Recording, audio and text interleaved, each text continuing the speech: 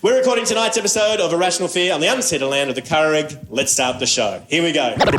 The following program contains rude words like Mark Latham, blockchain, and Twitter. Irrational Fear recommends listening by immature audiences. Comedians, experts, laughing at the world as it burns down around us. This is... Are you ready? Irrational Fear. Tonight, Jacinta Price says Indigenous folks have colonialism to thank for lots of things, like intergenerational trauma and a reboot of Heartbreak High. And Warren Mundine said he's willing to take a job at The Voice if it got up. He's also campaigning for yes if they paid him enough. And the Torres Strait was recently voted the place least likely to have a live podcast recording, but we'll show them! Live from the top tip of the pointy bit, this is Irrational Fear! This is Irrational Fear.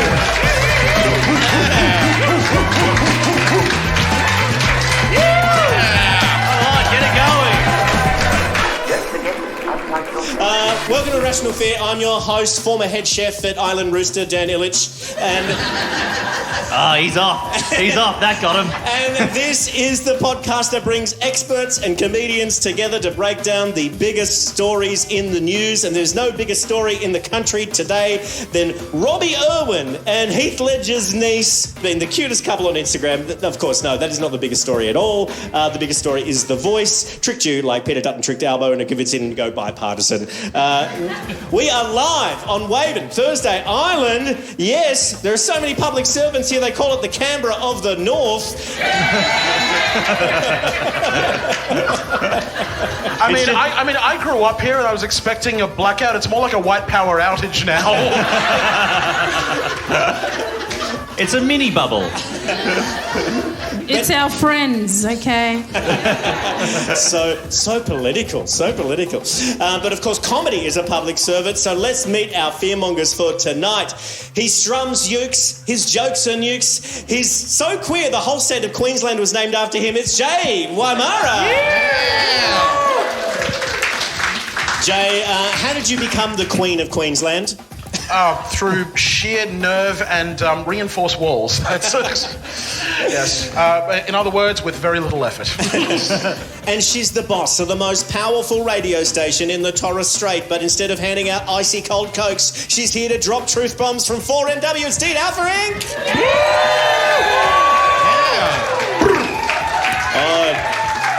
Diat, hometown favourite, tell me, what truth are you going to drop tonight?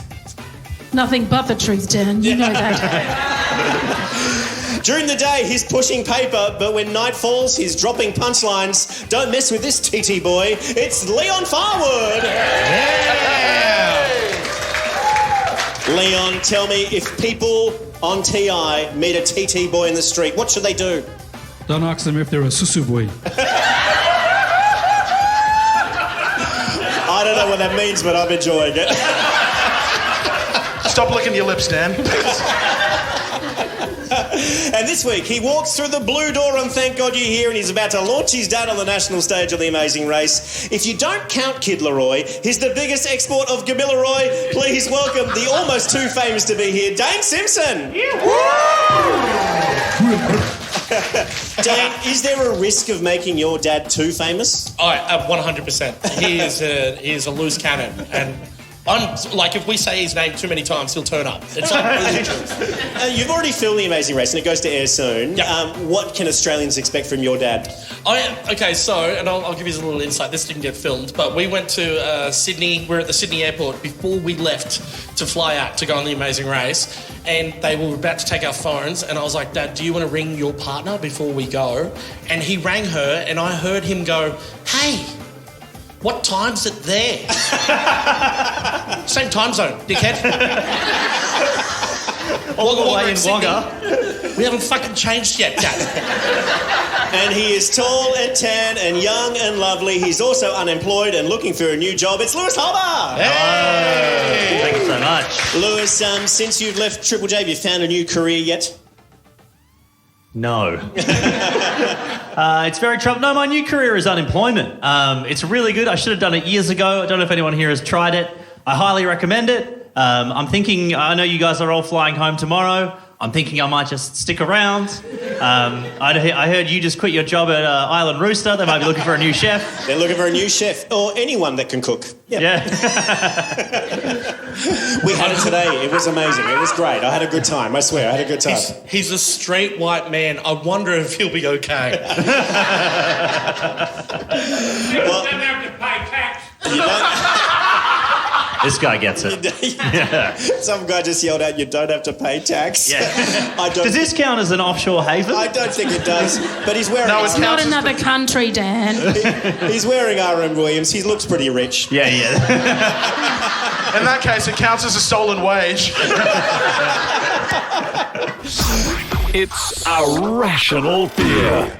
All right, so we are here to talk about The Voice. Who will Guy Sebastian pick at this season? How did Channel 7 get so racist? No, the referendum, of course. October 14, every citizen of the country will head to the polls to find out the answer to two simple questions. One, should we recognise First Nations people in the Constitution? Yes! And two, how gullible are Australian public to disinformation? Sadly, the fact that everyone goes to Bali on holidays and not here, I already know some of that. I mean, this is a beautiful place. This is so good. The question on the ballot is so simple, right? An advisory committee of Indigenous people who can give non-binding advice to the Parliament on the laws that affect Indigenous people. That is it. It shouldn't be that hard. And for some reason, a Mercedes Sprinter worth of Indigenous people has gotten more than half the country upset. So, panel, why is that? Why are most Australians, according to polls, upset about this? What do you reckon? Dane? A Mercedes Sprinter? Well, you know, like it's a busload of people. That's how many people are in The Voice. It's like 30 to 24 people. Yeah, right. Yeah, it's nothing. I love that you think that blackfellas are going to get on a Mercedes Sprinter. It's blackfellas. We're going to get in a Corolla. 30 fellas can fit in a four-seater. We don't get on fire. What's happened here? Why is Australia all of a sudden from 65% in favour of The Voice to now going, hang on a second? I reckon it's that misinformation that's out there. There's a few like weird people that are saying vote no, mundane. But I don't know if you should listen to a fellow that's been punched in the head so many times. You know what I mean? I don't know if he's giving out the best advice. Yeah, well, I mean, Tony Abbott went to, Oxford on a boxing scholarship, and look what happened to his head. Yeah. I don't know how they stretched his ears, but they did it, right? He's still eating onions for no good reason. Diat, you run the radio station here. What do your callers say about this? What does the community say? Oh, I think misinformation does play into it, or no information, or not enough information, or not the right information in the right way. There you go. Yeah. Said it. I have had some pest callers, I must say. From here? From inside the island? One uncle just keeps ringing me and saying no.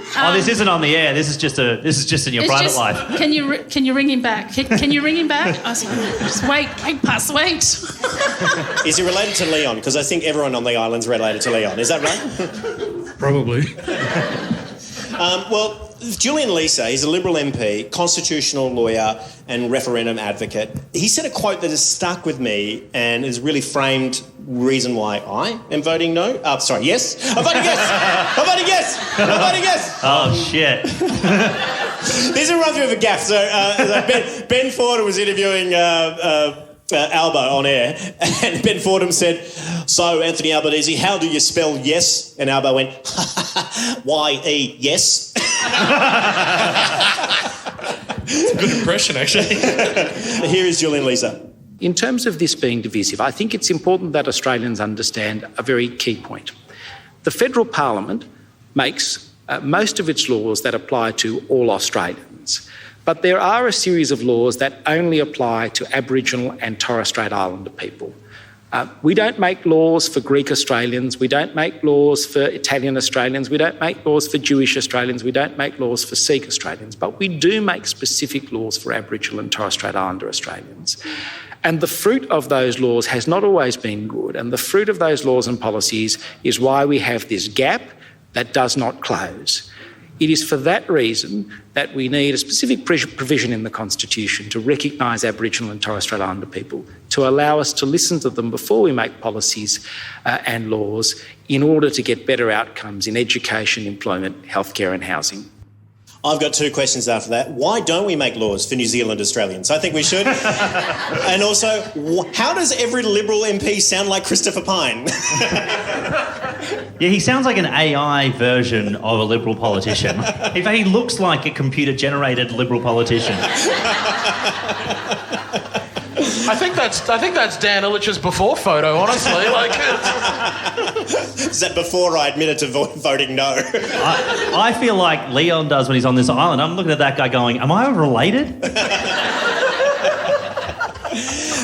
There has been some analysis to suggest that no campaign is successful because of its two main antagonists, Liberal Senator hopeful Warren Mundine, who you may know from the Labor Party, or if The Voice gets up, you know him from The Voice, because this fucking guy decided to say yes, he would pursue a position on The Voice if it got up. That's him saying it there. He would consider seeking a spot. Isn't that crazy? Isn't that wild? It's true, it happened. And then Jacinta Price last week, she said some amazing things that I've never heard anyone say, probably for about 40 years. I'm going to play a clip and I'd love to hear... Yeah, this ought to be good. I'd love to hear your opinion. Do you believe the history of colonisation continues to have an impact on some Indigenous Australians? No. I'll be honest with you, no, I don't think so. Positive impact, absolutely. I mean, now we've got running water, we've got readily available food. I mean, everything that my grandfather had when he was growing up, because he first saw whitefellas in his early adolescence, we now have. Otherwise, he would have had to live off the land, provide for his family. For First Nations friends on the panel, what are you most grateful for colonisation? I'm just thankful that earlier today we actually got to meet Jacinta Price on the beach with the other washed up coconuts and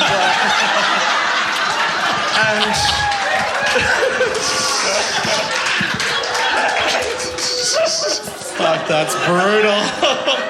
I don't fucking care.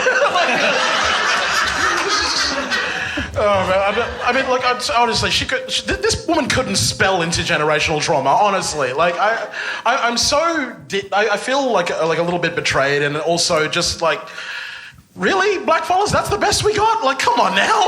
Like,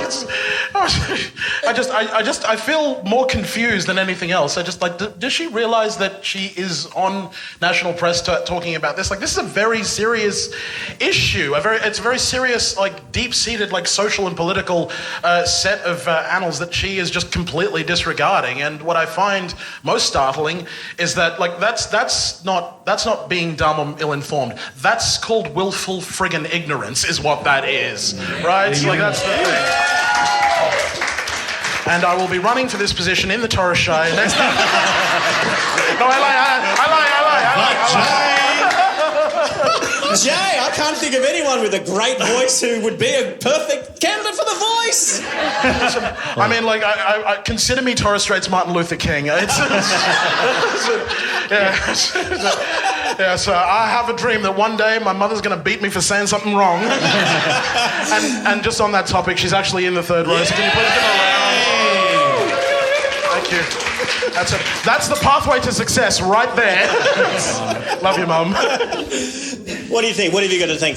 She literally said there was no running water. Like, it was the cleanest, freshest water. It's from the river, and there's no food. There is food everywhere, like anywhere that you can stretch the eyes at. It just because she's lazy doesn't make her... You know what we call bad hunters? No. Vegans.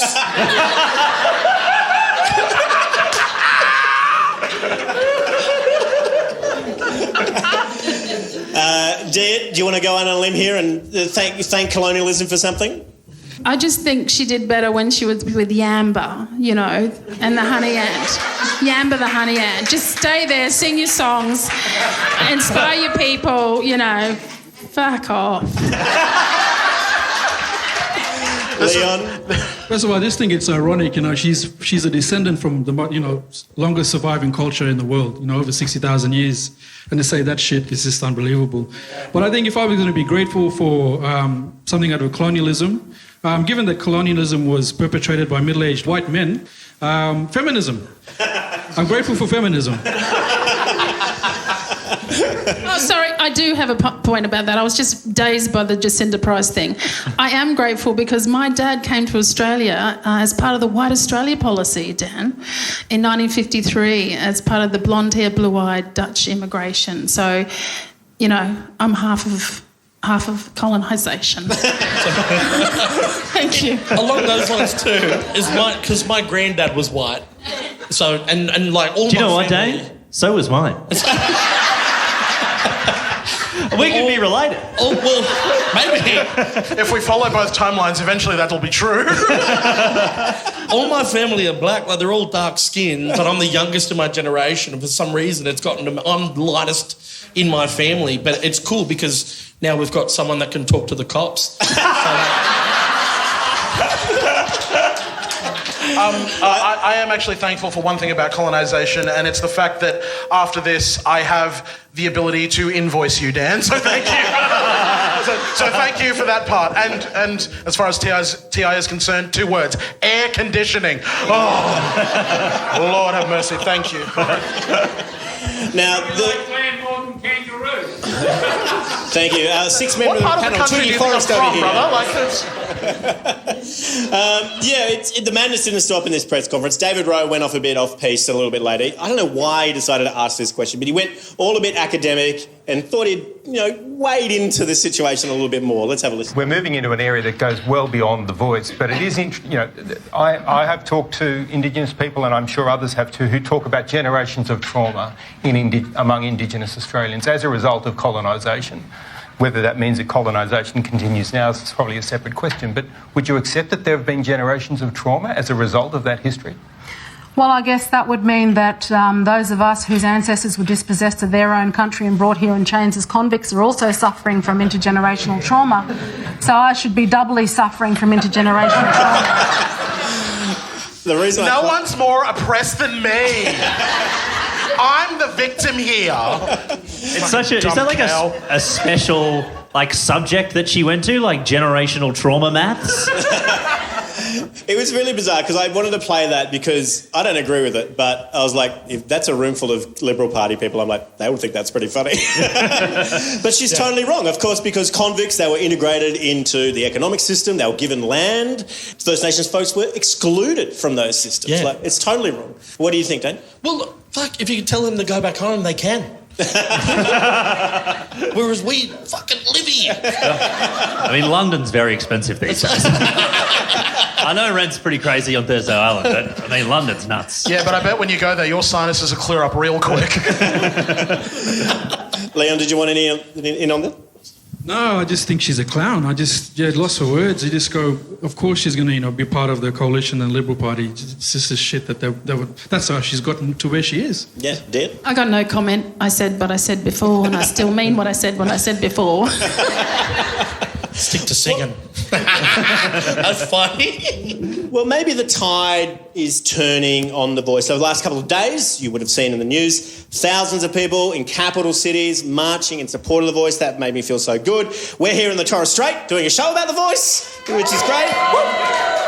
But despite this glimmer of optimism, the polls are pretty bad. But the only people who answer their phone calls to do polls are boomers who don't know any better. So maybe the rest of the population isn't picking up those unknown numbers and we still have hope. You are kidding yourself if you think any blackfella's going to answer an unknown number. That's the bill man if I fucking... I owe him money. Money. You might have seen a couple of weeks ago, Albo was interviewed by ACA. He took time. He was very, very gentle, very, very easygoing with ACA, but ACA was, pretty hand-wringing, hysterical. And so I made this sketch because it made me so annoyed. The sketch you're about to see has been seen by over 1 million people. Albo himself retweeted it, reposted it, because I think he felt that maybe it also summed up his experience with the media as a whole. What is the Voice to Parliament? It's an advisory body. Yeah, but with all due respect, what is that? An advisory body? Yeah, I've never heard such a thing. I mean, how do you even pronounce it? Advisory body? Advisory body. Advisory body. Advisory body. It's just a group of people. Like a gang. Not a gang. A group. A horde. Not a horde. Posse. Just a group. It's very divisive language, isn't it? Language that you're using? How many are in this so-called platoon? Group. 24 nationally. A busload. Less than a busload. A high ace of Aboriginal and Torres Strait Islander people, Slightly more than a high ace. descending on Canberra, On occasion. peddling influence, Giving advice. using your taxpayer dollars. Yes. Hang on, let me get this straight. The Voice to Parliament is a group of 24 Aboriginal and Torres Strait Islander people who give advice to Parliament. Yes, you've got it. Yes, Minister, but why does it sound so scary? Well, maybe it's the tone you're saying it in. Do you want to try it again? No, Minister. Oh, go on, give it a little try. The Voice to Parliament is a group of Aboriginal and Torres Strait Islander people who give advice to government. Huh?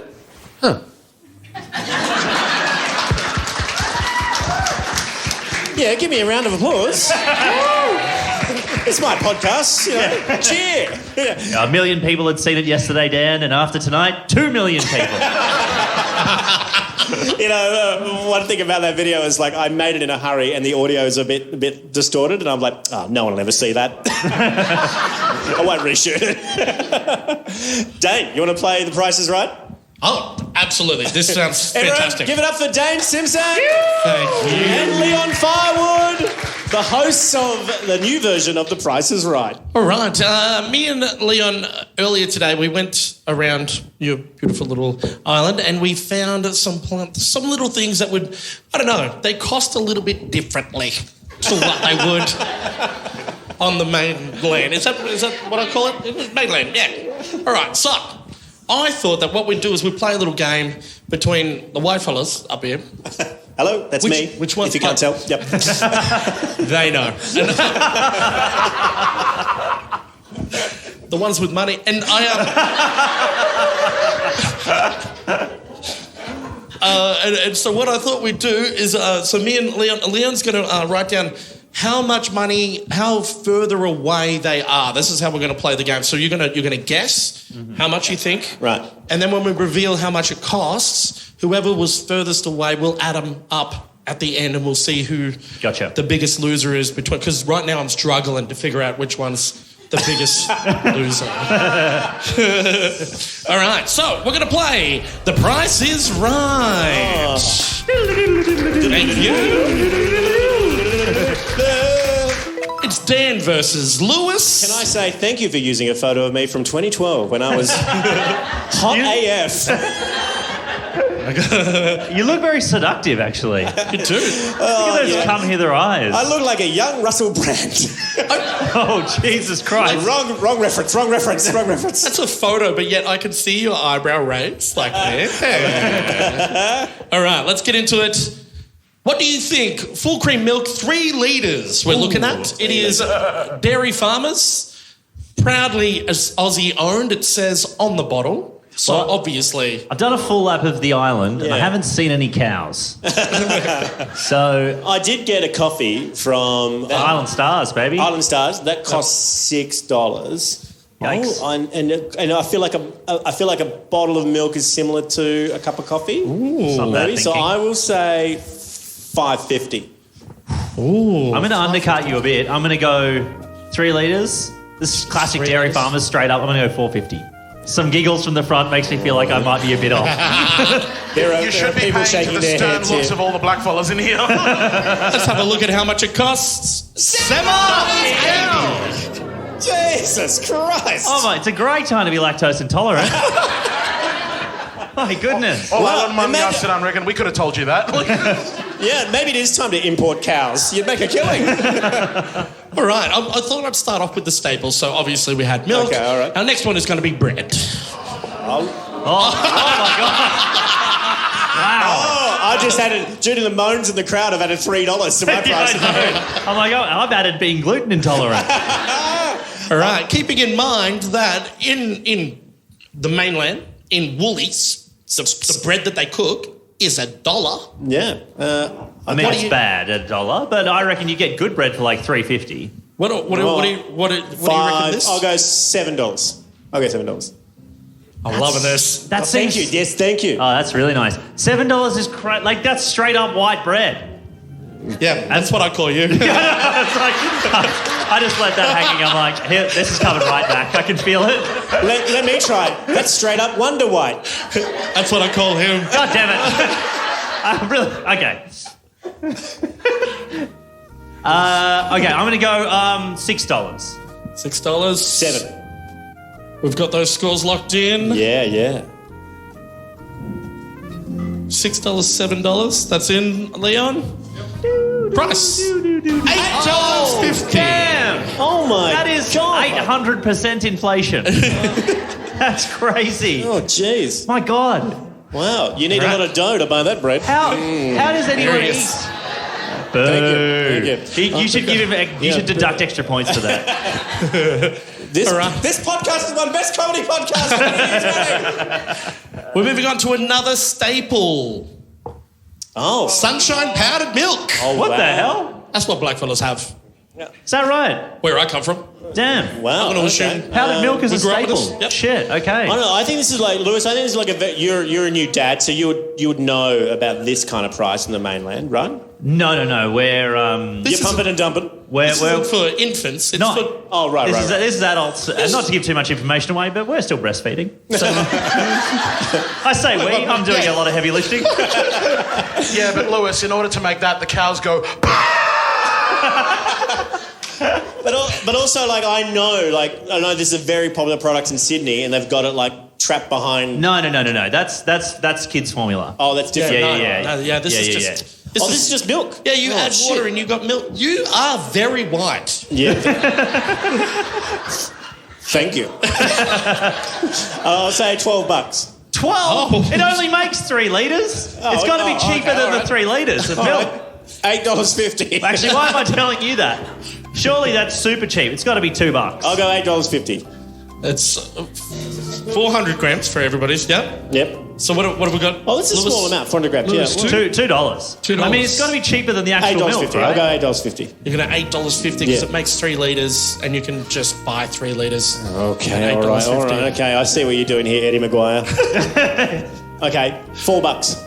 You're going to go $4. Let's do it. That's all right. What? Yep, you ready? Yep, got it. Let's have a look. What the hell? What did it change?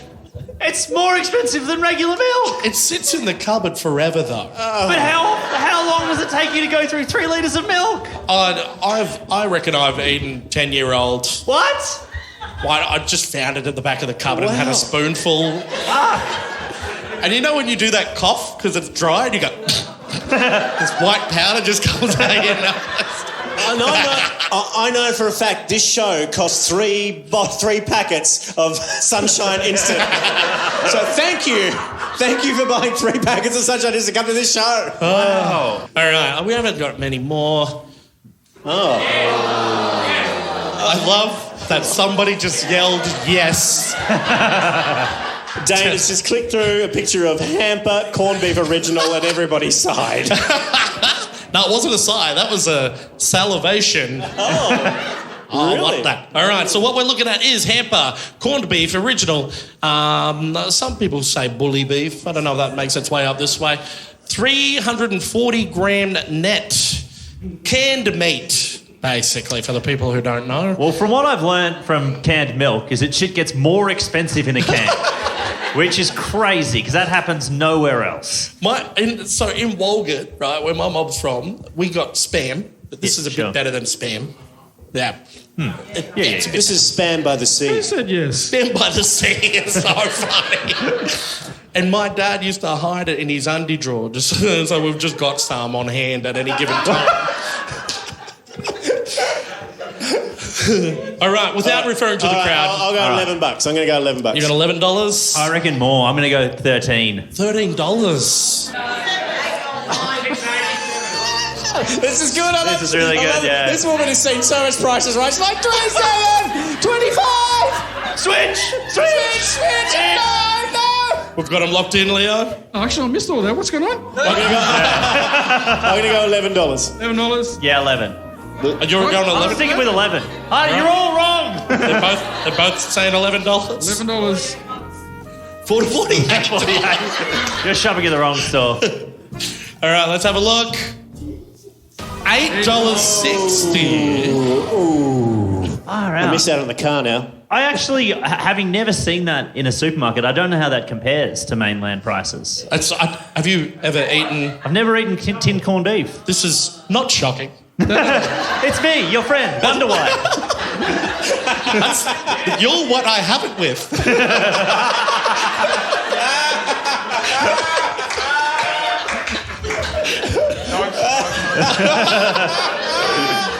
Say it, Jay. Because all things white need some kind of flavour.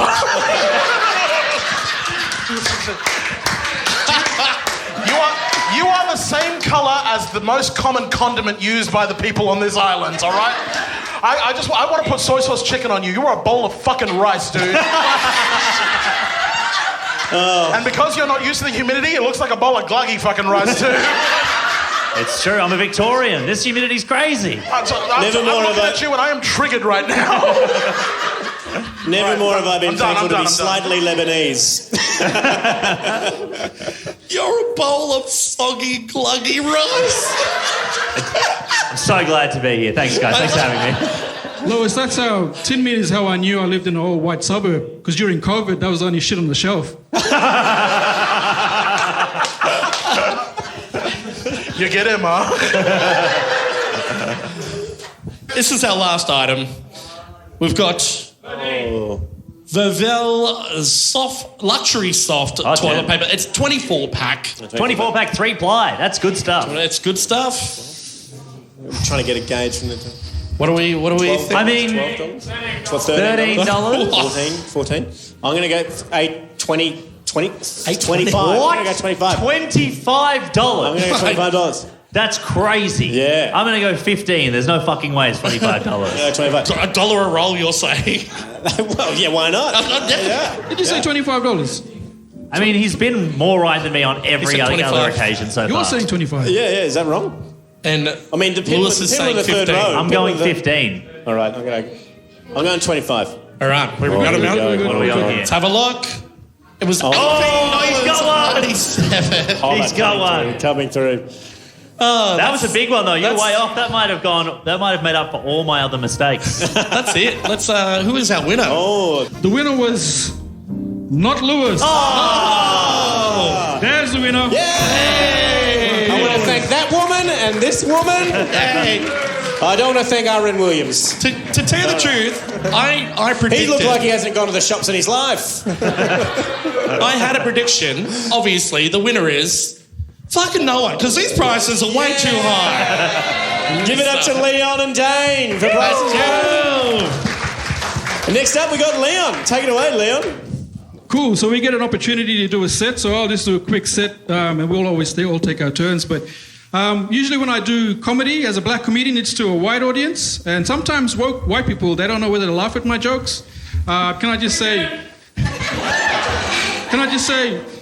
laugh? It's not fucking racist to laugh, but it might be racist not to laugh. I also like to start off my sets by doing acknowledgement of country, so I acknowledge the traditional owners of the land on which we meet, the Khareg people. But in that same spirit, I'd like to acknowledge the future owners of the land on which we meet, the People's Republic of China. Too soon? Too soon? No, you're right. Just wait, China. Just wait till we get our new nuclear subs. In 30 years' time, that we share with 2 other countries. And it's our weekend to have them. Then China, then fuck around and find out. Now, I don't know who needs to hear this, but there are 2 indigenous races in Australia. One is the Melbourne Cup and the other is Sydney to Hobart. But there are also 2 indigenous races of people. So the Aboriginal and Torres Strait Islander people, and the Aboriginal and Torres Strait Islander people make some noise. Any white people in the audience? Just kidding, I see you guys. But, statistically, we only make up 3% of the population. But once upon a time, we made 100% of the population. And see, That's what happens when you let the boat people in. Remember, might be racist not to laugh, guys. Might be racist not to laugh. I was at a corporate dinner recently, and someone asked me, "What are you?" And I said to them, "I'm Aboriginal and Torres Strait Islander." And they were like, oh, "Wow. You get all the benefits." I know, right? I was like, "I beg your pardon," which is corporate speak for "get fucked, dickhead." And I thought, that's a really negative stereotype. You know, you might have seen one brother or sister at Centrelink, and then all of the rest of us are on Centrelink. You know, I thought, what if I did that to white people? Like, I'm always seeing white people sleeping with their step-siblings and their step-parents all the time on Pornhub. Do I think that all white people are into incest? Well, yes, actually. Because there's a lot of it on Pornhub. And I'm always thinking to myself, these white people are nasty. So for the record, I'm right-handed, so I have to look bidonka with my left, that's why. But I'm a TI boy. TI is an acronym for Totally Irresistible. I'm kidding, jokes. Thursday Island, where every night is late night shopping. I didn't get a laugh here last time I told that joke because it's fucking true. There's no fucking late night shopping here, so no one laughed. But Thursday Island, I'm a proud black fella, very proud black fella, but it's really hard being a proud black fella when you're brown and look like an Indian brother. Sick of coming to TIA and people think I fucking work at Island Rooster. Like, "Hey, Leon, sorry, we thought you from Island Rooster." No, Uncle Frankie's not my dad. But you know, when you look like I do, you can't even pull up on the side of the road to answer a call because people just jump in your back seat. The first time it happened, freaked me out. I looked back, I was like, "What are you doing?" And they were like, "Oh, sorry, we thought you're an Uber driver." I was like, "Do I look like a fucking Uber driver? Just get the fuck out. Don't answer that, just get the fuck out." It's like TI doesn't even have Uber. You know, I know I don't look like a, stereotypical black fella. I'm 44 this year. That's actually 55 in white fella years. And I accept that. And the reason why I don't look like a stereotypical black fella is because mixed in with my heritage is English, Scottish, Welsh, Chinese, Polynesian, and Papua New Guinean heritage as well. I don't know what you guys are thinking. You're thinking, man, that's a whole lot of interracial sex. Bloody oath. And my mum used to always make a point of reminding me of our mixed cultural heritage. She'd always say to me, "Leon, you're a real fucking mongrel child, you are." But I like to think of myself more like the poster boy for multiculturalism and cultural diversity. And Pauline Hanson's worst nightmare. She see me coming, she's like, "I don't know what it is, but I don't like it." I'm Leon Power, thanks guys. Yeah, Leon. That was great, Leon. One of the interesting insights we've done in our research is that women in Western Sydney change their votes from no to yes when they find out that Pauline Hanson is voting no. It's very low information voter stuff. Like, how do we get more people to know that Pauline Hanson is voting no? What did they think she was voting? Well, people just don't know. People just think, "Oh, Pauline Hanson, she's the nice lady from Sunrise." How do we get more people to know who Pauline how Pauline Hanson is voting? I mean, you don't want to get her back on Dancing with the Stars. Maybe Dane can give up one of his spots. Get her on Thank God You're Here. Everyone could be like, "Oh, fuck off, she's here." Yeah. See how many times she can change her opinion in the space of 10 minutes and just call her a boomeranger. It's... Your fear is rational. G'day, Irrational Fear listeners. Just popping in here to say, yes, this is the ad you've been promised. It's an ad for our sponsor, Australian Ethical. Awesome folks. They basically manage money ethically. So if you've got a whole stack of money you need to do something with, but you don't want to put it into things like weapons, human trafficking, fossil fuels, a new police academy film, they won't invest in those. They'll invest in good things that are sustainable, promote businesses that do incredible things in the environment, around health, around equity, that's the kind of people you want looking after your money. That is Australian Ethical, and they are the sponsor of Irrational Fear. Big thank you, Australian Ethical. Hope to work with you again because, we like money, but they, Australian Ethical, according to their ads, they love money. This is Irrational Fear. What is rational fear? It's based in fear. Taking the saddest headlines and giving them a little tickle. Please give it up for Dane Simpson. Oh, hang on. I'm going to go Jay first. Jay Wymarra, you're next. It's me first. Okay, there we go. Sorry, Jay. Okay, well, look, I guess two island fellas up front with their stand-up first. I guess that qualifies for a very special round of funding. That's doesn't get the locals to do it first. Make way for the moderately famous Aboriginal comedian on stage. Moderately. No. Moderately. You said that to me earlier today, dude. Like, you're not lying. Yeah, mate. You know Kid Leroy. Yeah, I mean, this is what I love though about like island people and the Torres Strait Islanders in general. Yawas and Athkes, like we are the kings of we got to talk straight for you. We're not going to like mince our words. We're going to tell you straight. I see all of the black fellas over this side that are going yes, and all of the white people going, it's true. They told me I was a teacher, and they're like, are you? And this is an example. Like I had to like really rack my brain about what for like speak your plot tonight. So white people. Now obviously some of you understand like a bit of Creole, and I want you to know that doesn't count as cultural knowledge. But it's.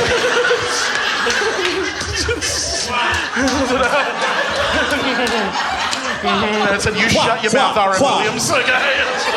No, Essegar, thank you very much. No, absolutely. I would ask if you're the sober driver, but I feel like that ship has sailed. So it's... but the reason why I had to rack my brain tonight because for your play, like I had to like think, hey, this is my first gig ever, like Yahweh Island. Like I've had a comedy...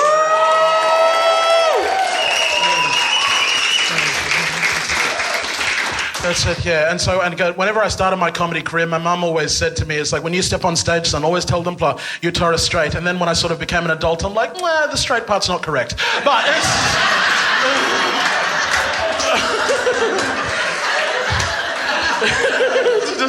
You're all laughing and mum's just going, That head shake, what's he got dirty there anyway? I love you, mum. And yes, this is going to be an awkward car ride home. I am so grateful your mum is here. Yeah, you don't have to deal with what happens after this, dude. At least it's a short drive. He doesn't know he's walking. Unlike you, I disappear at night, Leon. Out! Natural camouflage. Yeah, so I racked my brain for the best story tonight, and what's kind of straight talk story that like you got all Tiaman, and there's plenty to choose from. But I'm going to tell this very particular story. Now it's about one of my mum's best friends, one of my close aunties who's obviously not in the room right now. So if she hears this podcast, well, actually, frankly, if one of you fellas end up telling her, which you will, get Emma. I just want you to know that this story is told with love and appreciation, and it's just about like a very fond memory I have about what happens when island people talk to you directly. For all the white people, I will be talking in Creole, and I'm sure that there'll be like an overdub of an English translation on the podcast. So here it is. We'll figure that out. So here it is. So my mother and I, we probably stopped with Tamwai Town, so we had to go pick up saucepan from Auntie Dulcie Cook. Who lives in quarantine. And quarantine, prior COVID, was a suburb.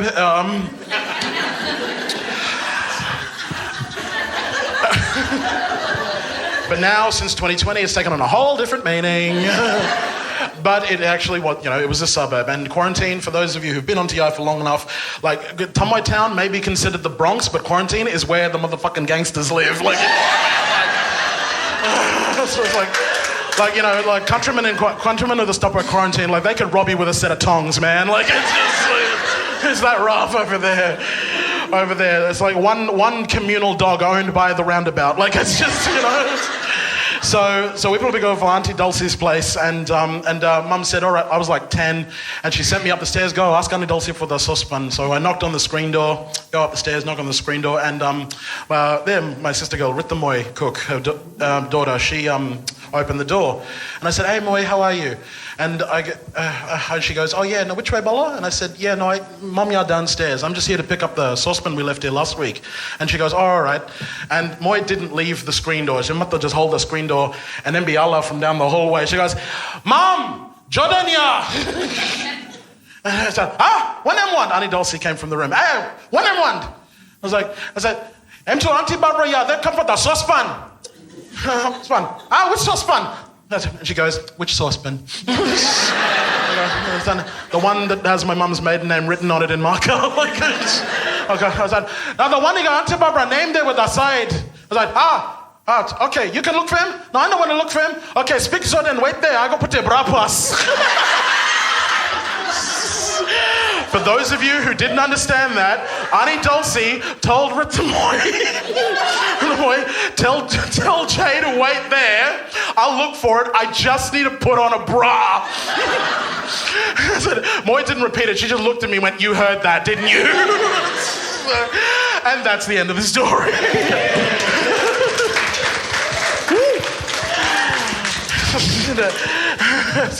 I went back and waited down in the car, and Mum looks at me and says, which way the saucepan? I said, it's coming. Yes, and that's what I love about island people. Like, we speak directly. And in order to honour that particular quality of my beautiful people, I'd like to perform a little sketch for you. Because we're talking a lot about the voice to Parliament, I have an interview for the Department of Indigenous Affairs, a series of questions. Their representative for that interview will be played by Dan Ilic, everybody. Yes. Come forward, Dan. There we are. Yep. Absolutely. Okay. Now, because you represent the Office for Indigenous Affairs, yes. Your office did send over the pre-approved questions, and apparently all you need to do is answer yes. Okay. Yep. Okay. We'll start off with some very simple questions, and then we'll work our way up. Okay. Is your shirt black? Yes. Mm-hmm. Have you ever been interested in a black woman? Yes. During the day, is the sky blue? Yes. Does the government have a vested economic interest in marginalising Indigenous people? Yes. Would you like me to make some easier questions? Yes. Okay. Do you think that a voice to Parliament is necessary? Yes. Mm-hmm. Do you believe that there will be some progress that comes from this? Yes. Mm-hmm. Do you know any black people who aren't just acquaintances or press junkets? Yes. Is that a lie? Yes. I now release you from this torture. Thank you very much, Hannah. And with that, Essa Yupla, thank you very much.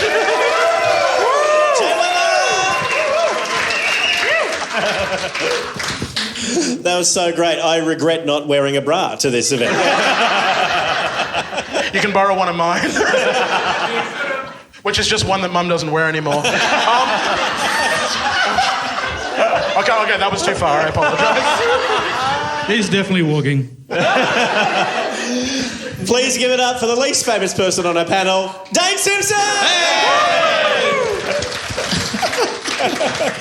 That's so. I genuinely got to meet at the old Minister for Aboriginal Affairs. His name's Ken White at a conference, and my dad came to the conference and he wasn't meant to, and I was trying to usher him out the door. And as we get in there, Ken White was coming through the other way of the door, and he went, "Hello, oh hey Dane, how you going? Who's this?" And I'm like, "Oh shit, this is my dad.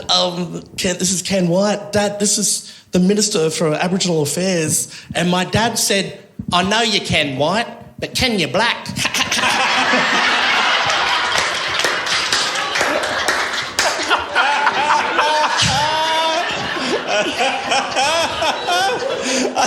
I just love that your dad is such a content machine. He had no idea how accurate he fucking was, to tell you the truth. So anyways, yeah, thank you so much for having us here. This is amazing. This is such a beautiful place, and I love coming here. Thank you. Woo. The fellas are TI, but I'm Aboriginal, so it's cool to be feel so welcomed and like to have these places named in lingo and to hear like the language, even Creole. Like it's cool to hear that stuff, and I know that they're starting to do that in mainstream Australia as well. Like in Melbourne, they call it Naam, which is the traditional name of Melbourne, which is cool. I love that they do that because now when I say that my uncle fought in Naam, people don't look at me weird. Hey.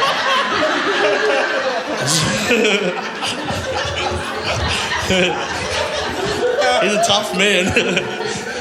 My uncle is this tough guy from Walgett, right? And he used to play fullback in the footy team. And this is how tough he was. I was a kid. I used to go and watch all these games. But this game in particular, like that, there was an all-in brawl broke out across the field. And my uncle ran from fullback 90 metres just to punch a guy. And we're on the sidelines. I'm a kid just going, yeah! And then the touch judge ran on the field and went up to the ref and he's just like, oh, excuse me, ref, number 1 for Walgett has run 90 metres and punched that guy. And the ref is going, number 1 for Walgett, come here. And you see my uncle just going, fuck, you heard him? I had to run 90 metres to punch that dickhead, you come here.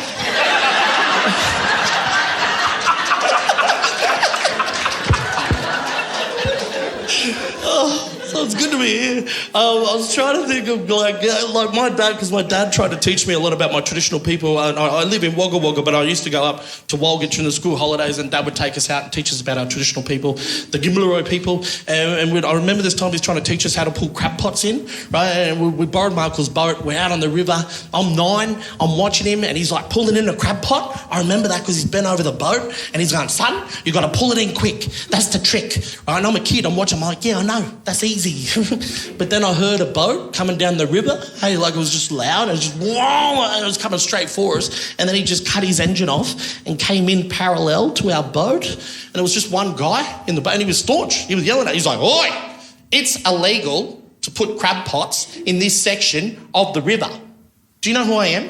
I'm the fishing inspector. Right? And Dad was taken back. Hey, he's like,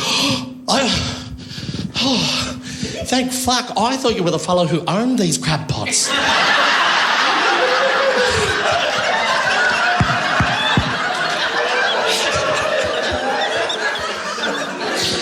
Oh, fuck. I love him, but he's a dickhead. Hey, like, oh, fuck. I'm doing a lot of jokes. I love Walgett. Walgett's like one of my favourite places because it's just blackfellas. Just I love. There's this popular cafe there, and I can't remember the name of it, but all the cops drink there, so all the blackfellas call it Hog's Breath. Like it's.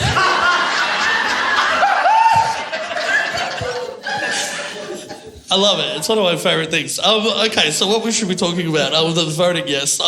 Here's my thoughts on the voting, because a lot of people are saying, I heard some Aboriginal people aren't voting yes. And I'm like, yeah, fuck. But 83%, the stats are, of Aboriginal people believe that you should vote yes, right? And that's pretty high, isn't it? Like, when's the last time 83% of white fellas ever fucking agreed on anything? You know what I mean? Like, still people think Shannon Noll was robbed from Guy Sebastian back in the Australian Idol. Hey, like that's... Pauline Hanson, obviously, she says no. Think of it in this way, right? Pauline Hanson, in Walgett, they call her the dingo because she's a red dog. But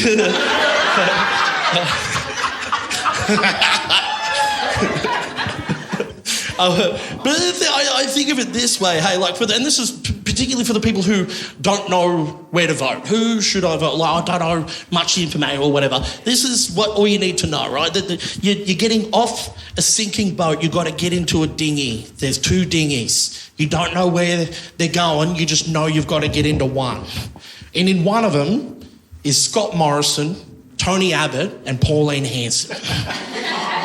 And in the other is Tom Gleeson, Celia Pacquola, and fucking cool people. Which dinghy do you get? You know what I mean? Like, that's a no-brainer. I'm fucking... Not only am I getting in that dinghy, but I'm putting a hole in the other fucking one. You know what I mean? Because they put the dumb in referendum. You know, like... Yeah, thank you. Okay, this is this last thing. I don't know. I just wanted to trial out a joke to tell you the truth. And I'm doing the AFL debate that's coming up soon, and I don't know if this is funny, so let me know. Okay, I don't know much about AFL. I don't know why they got me to come. It's just a thing, yeah? And I know about NRL. That's like, go fucking Queensland, yeah? That's like playing into the field. But here's the thing, is I got my mate, I told him I'll share your carton if you teach me like the fundamentals of AFL, right? So we're just lining up for goal, right? And he kicked it, and I was like and he missed. And I was like, you missed. And he goes, no, it still went through the sticks on the side, so it still counts. That doesn't make sense. You missed. That's the goal. And he's like, no, I attempted it, so it still counts. That doesn't make sense. Right, and then I'm kicking for goal, right? And he's showing me, and I kicked it, and it went straight through the sticks. And he's like, that's 1 point. I went, why? And he goes, because I touched it. I went, yeah, but you didn't block it. It still went through the sticks, mate. And he's like, no, I attempted it. So it still counts. I was like, okay, I didn't know that's how. So then he dropped me at home, and I went inside, and I got the carton, I gave it to him, and he pulled it out, and he goes, hey, there's only 1 beer left in here. I was like, yeah. Look, the thing is, I attempted it. So it still counts. Thank you, you absolutely legend. Love it. Let me just ask the crowd, would you get in a dinghy with Dane Simpson? We'll get in with his dad. Give it up for Dylan. Dylan. So let me I just called you Dylan again, but that's very close to Dilrook. It is very close. Do you want to explain why? So the footy gig that I'm doing, right, I had a look at the list of people that's on there, and I was like, oh, this is weird. Why do they get me? I'm from Wagga Wagga. Also, I know nothing about AFL. And then I looked at the cast, and the guy who pulled out is a Sri Lankan guy called Dilrook, who looks exactly like me. He came here? Yeah? Yeah, they just interchanged brownies. We were driving around, the other day. We stopped in front of Island Rooster, and I don't know who, but some bingay just went down the window, looks at Dane and goes, hey, Briggs!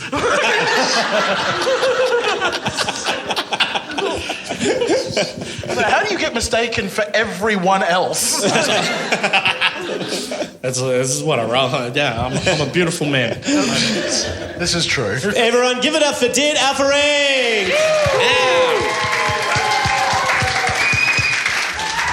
Oh, come on, Dan. I'm going to talk about climate change now. Yeah, let's do it. Fuck, you've been on about the bloody yes vote. Now I have to get all serious about things. No, let's do it. This is what we hear. This is just what the show's about. I wrote this yesterday, and then I had to put these things up. Well, I didn't. I just organised other people, so I've been a bit busy. Yeah. Thanks, Dan. So this is fresh from my brain cells.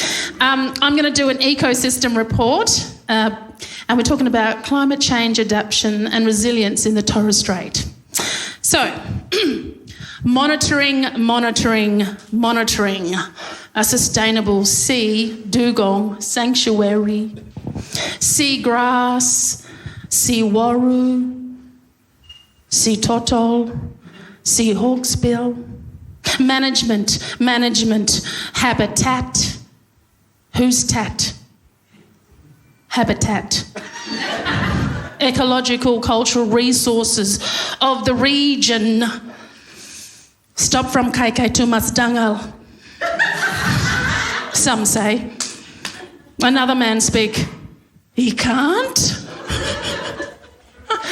Invasive species, native species, biosecurity, security action plan, environmental police working against the rising invasive species. Not the two-legged kind that overstayed their welcome a few hundred years ago. We've already adapted to that strategy for them. But you know, the feral ones, the cane toads, the horses I'm talking about, the nasty plants. Okay, anyway, marine debris. Debris. That sounds like cheese, doesn't it? Debris.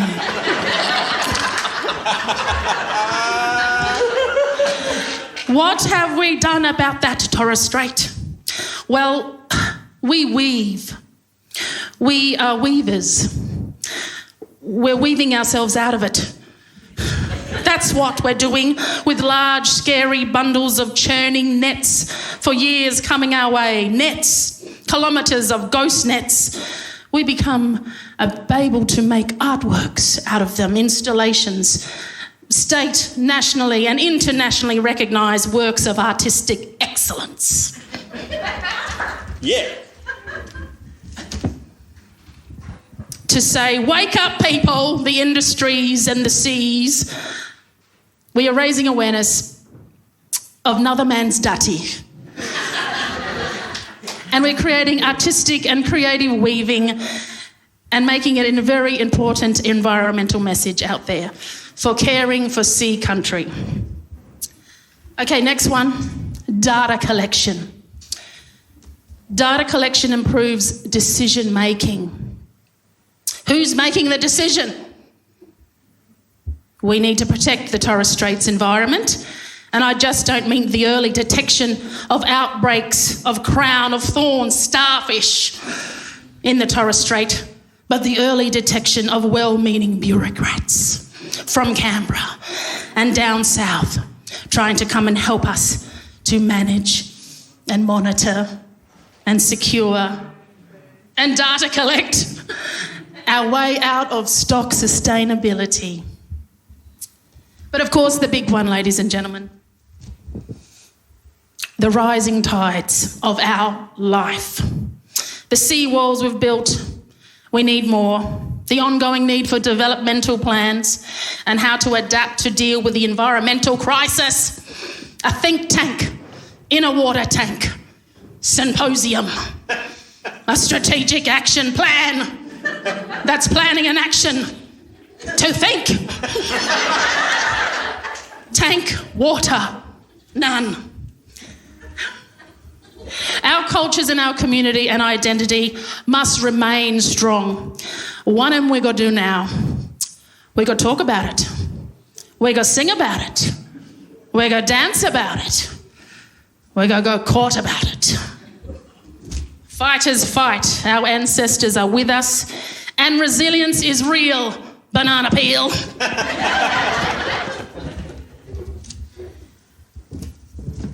I think that's all I had, but I had one more thing, sorry. Yeah, go for it. Biodegradable. Before I go, I just want to talk about wrapping.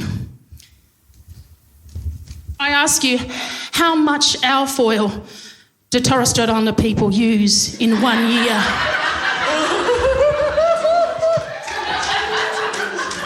You think about that. Every kai-kai, every party, every tombstone, wedding, alfoil. We wrap it, we store it, we take it. Can we use less, people? Can we go back to our leafy ways? Are we just foiling ourselves, maybe? This is Diat Alferink reporting from WAIBEN. I subby you, you subby me. Well, if you don't, you know me now. I'm completely coconuts in a good way. Kemoyaso, lakaine.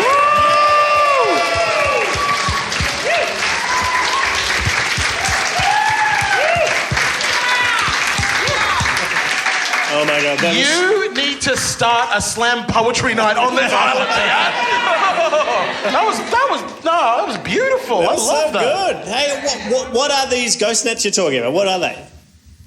Another mandati. What's that? What is it? What is it? Another man's dirty rubbish flown from, well, actually boats. Another mandati, yeah. Nets from across the sea. Asia, really. What do they come across like tumbleweed or something? They cut them because they don't need them. They turn into balls of debris. Right. Wow. God. And we're talking about when it comes to stuff like climate, and you're talking about data collection and the bureaucrats. Do you think the voice would help in anything like that? Do you think they will cut out anything? In your honest opinion. I think it's a human thing to get your environment cleaner as anybody wants to do that. It's a global issue. It's a global issue. You know, I think, maybe the highlight here is that we have, the issue of climate change affecting us in the next 7 to 100 years. So I think the spotlight on Torres Strait's issues is important, and hopefully our people and our leaders at the table will make that an issue if we get onto that advisory body. If Australia says yes. Okay, thank you. Yeah, dear. Also, GhostNet artwork pretty much goes out the window with that as well. So chances are if we get rid of it, Kayak goes out of business. One interesting argument from the No campaign is there isn't enough information, but turns out there's a little bit. Here is Peter Dutton. Hi, Peter Dutton here. I'm calling on Albo to provide more information on the Indigenous voice to Parliament, but not in the format of a 270-page report. That's too much information, and not in the format of a series of one-on-one consultations from constitutional experts and the Prime Minister himself. That information is too oral, and as you know, I'm hard of listening, which is why I refuse to hear members of my own party advocating for a yes position. You could try to make a pamphlet with pictures that move when you pull a little tab, but it'll go straight into the shredder. If a report, briefings, conventions, pamphlets, a decade of development, and even lobbying from my own party won't convince me, Peter Dutton, maybe there's another reason that a former Queensland cop is against an Indigenous voice to Parliament. I just can't put my finger on it. But if I did, I'd have to vocalise it, and then I'd have to sue myself for defamation. And maybe that's the only detail that's missing. Albo. Please give it up for Lewis Hobba. Yeah! Woo! Wonder White. Thank you so much. You know what? I'm actually coming around to the nickname Wonder White. I quite like it. First of all, hello T.I. My goodness. Thank you so much for having us. This is, without doubt, the nicest place we've ever done this podcast. We've done it at the Sydney Opera House. It's fine. It's fine. But it's no thirst. I mean, look at the views. Feel the breeze. It's beautiful. But I have just learnt that house prices here are worse than Sydney. I am sorry to hear that. Wow, too real. Nothing. Okay, fuck. Look, like the rest of this panel, you taking a call? That's amazing. I've never seen anyone take a phone call at a comedy show before. That is, without doubt, the most rock star thing I've ever seen. Thank you. That is genuinely incredible. Who are you talking to? The Australian. Your grandson. Shit. No, don't hang up. We'll wait. Lewis, you're not from here. You're picking on the wrong woman right now. No, I was like, I'll wait. Trust me, bro. You don't want her grandson coming down here, bro. All right, well, look. Before I get beaten up, I would like to say that, like the rest of this panel, I'd like to see the yes vote succeed. But right now, as Dan was saying, the polls aren't looking great. So I've got some ideas that I've had to turn the yes campaign around. Because look, a lot of the people voting no, they look like me. So maybe I could have some insights into my fellow Wonder Whites, my fellow slicers out there. Now, these aren't necessarily the real reasons to vote yes, because if you're a white Australian and you're voting no, you're not listening to reason. But if you are voting no, that means... we were talking before about all the people who are voting yes. Paul Kelly! If you're a white Australian and you're not listening to Paul Kelly, you'll listen to him at Christmas. I know you will. Why not listen to him in October as well? Look, I'm not a specialist in the world of campaigning, but I am a lifelong people pleaser, so I know what it feels like to say yes when every part of your body is screaming no. So I think I can use that to help the yes campaign change some minds. Here are a few ideas I've had for Team Yes. First of all, we need to stop saying the yes vote is losing. It's not. It's an underdog story. The yes vote is Rocky in Rocky 1 and Rocky 2, but not Rocky 3. Because in Rocky 3, officially, if we were looking for the underdog, that'd be Clubber Lang, played by Mr. T. I know that's a lot of detail, but I'm trying to make this so that even Peter Dutton could understand it. The yes vote, for those who are looking for an Australian underdog, it could be someone like Stephen Bradbury, right? But I think we could get a specific underdog reference for each state because we need each state to vote yes. So the vote is looking quite bad in Queensland, right? I've been looking around in Queensland. So I think we need to start telling people in Queensland that the yes vote is like the Maroons at Origin 2017. Game 2, New South Wales, they're a game up. And they're looking to end the dynasty until who comes along? Jonathan, the yes man Thurston. Yeah. That's right. Jonathan, he ignores a Caesar-ending shoulder injury. Who's with me? Who remembers it? He kicks at the death to set the boys up to win at game 3. Who's with me, Queensland? The yes vote is Jonathan Thurston in game 2 in 2017. See, that's called pandering to your audience, and it works. The yes vote needs to do a little more pandering, but the problem is, unfortunately, a lot of the no voters are racist, and no one likes pandering to racists. Well, I mean, a lot of the no vote loves it, but the yes campaign have struggled to win the racists. Now, one of the problems with racists is that racists don't like being accused of being racist. You might often hear them say the phrase, "I don't have a racist bone in my body." Heard that one?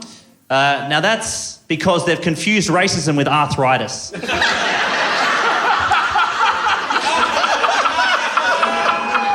It's actually very common. Yeah, if they need an osteo, that's right. That's right, they need to drink more milk. You can get it in powdered form. I've seen the price. It's expensive, but it's worth it. No, racism traditionally, it's not a bone-based illness, it's more skin-based. But the reason I bring up racists is because right now the referendum has 3 types of voters, right? I'm going to bring them up here. We have Lewis Hobba. He's voting. No, we have the progressive no vote. You might have heard about that. We've got the progressive yes vote. We've got the racist no vote. And then there's a gap. Okay? So that means right now there are 2 paths to no and only 1 to yes. So this is a little bit out there, but I think what we need is a racist yes vote. Now I'll admit this is going to be a bit tough. All right? Strap in. Yeah, but I've had a few thoughts on how we could win them over. So what do we know racists love on social media? We know they love using a Holden Commodore as their profile photo.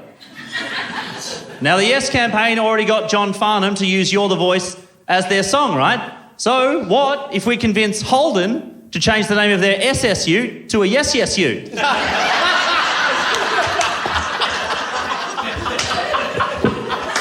It's not bad. You know, racists will be driving around with a bumper sticker for the yes vote they don't even realise.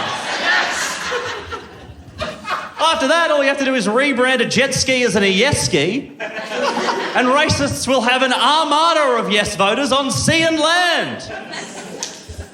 Now, the biggest tactic of the No campaign, of course, has lent on fear. Fear of the unknown, fear of change, fear of progress. The obsession with detail that they keep bringing up. Detail, detail, detail. That's all about fear, you know. They're creating the idea that this voice is a sleeper cell to full Indigenous revolution. But anyone who has ever worked in the public service would know that if you're planning on using bureaucracy to launch a coup, the coup will end up being watered down in 1 million planning meetings until it's nothing more than a friendly cup of tea. Now, the government just doesn't give power away. But the No campaign keeps saying, if you don't know, vote no. Right? But being afraid of change in these votes has cost us for decades, right? We had the chance to become a republic, but we were too scared. And now we've still got King Charles as our head of state. Thank you, yes. But in the 70s, did you know, another referendum, well, it was actually a plebiscite. We're not about the Constitution, same thing, right? We had a chance to make Waltzing Matilda our national anthem. Did you know that? We had a plebiscite to make Waltzing Matilda our national anthem. But you know what we did? The voting cowards of Australia made us do Advance Australia Fair, a boring song that has a second verse that no one knows except nerds in Canberra. We could have had a song about a guy who steals sheep, runs from the cops, dies in a billabong, and then haunts the billabong as a ghost. That is the coolest national anthem in the world. Instead, voters chose a song that uses the word girt. If you don't know, vote no, you'll be making a massive mistake, even bigger than that. And if that doesn't make you girt with fear, just remember, Paul Kelly is watching you. Thank you very much. That is it for Irrational Fear. Please thank all of our fearmongers for tonight. Lewis Hobba, Jay Wymarra, Dane Simpson, Diat, Alferink, Leon Farwood. Woo! And give it up for Dan Ilic. Yes, big thank you to Diat for organising this incredible event. That's so good of you, Diat. It's so, really good. Please give it up to Diat. She did such a great job. Thank you, Mr. Pedro, as well. Last minute off the plane for tonight. Yes, thank you. Thanks for Trish for setting up, and everyone else to come tonight. I think it was very good. Yeah, please give yourselves a round of applause. That's really good. This has been really fun. Until next week, there's always something to be scared of. Good night. No, that's all.